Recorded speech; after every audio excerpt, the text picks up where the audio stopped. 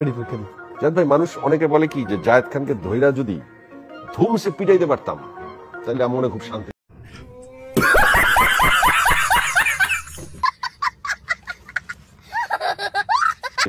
আপনার ব্যাপারে শুনছি বিদেশে গেলে বলে এই বেহাটা পিটাইতে পারেন, আমি তো পিটাইতে পারবো না, চ্যানেলের ভিতরে থাকে, মারার সুযোগ নেই।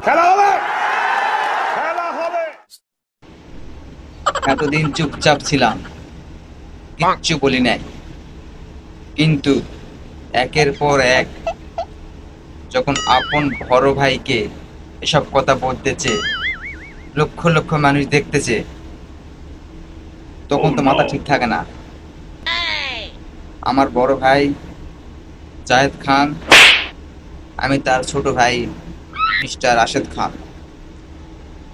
আপনারা সকলে জানেন কিছুদিন থেকে শুরু হয়েছে কি ফেসবুকে আমার বড় ভাইকে ডেকেছিল একটা জয় নামের ছেলে, ডেকে কি ধরনের কথাবার্তা বলেছে, কত বড় বেদক সে বলেছে জায়েদ খান তোমাকে নাকি মানুষ মারতে চায়, গণধরা দিতে চায়। কত বড় পাক্কা বেদক।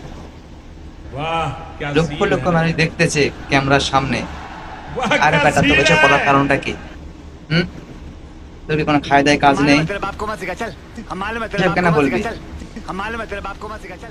শুধু আমার ভাইকেই না, এই ধরনের অনেক মানুষ আছে, সেলিব্রিটি মেয়ে ছেলে যা আছে, অনেক মেয়েদেরকেও এরকম করে। ডেকে নিয়ে যা, অন্যান্য অনেক প্রশ্ন আছে ভালো মন্দ। আরে বেটা, তুই কি জন্য উল্টাপাল্টা প্রশ্ন করিস? হ্যাঁ, তোর হাতটা দাও, একটু চুমা খাই। এই বেটা, তুই কি এসব করার জন্য এসব করিস নাকি বেটা? তুই ভালো হবি না, তুই মানুষ হবি না। তোরে লাল পানি খাওয়াতে হবে, তোর লাল পানি খাওয়াতে হবে।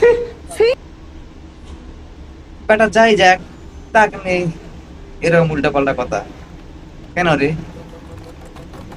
তোর কি হয়েছে তোর?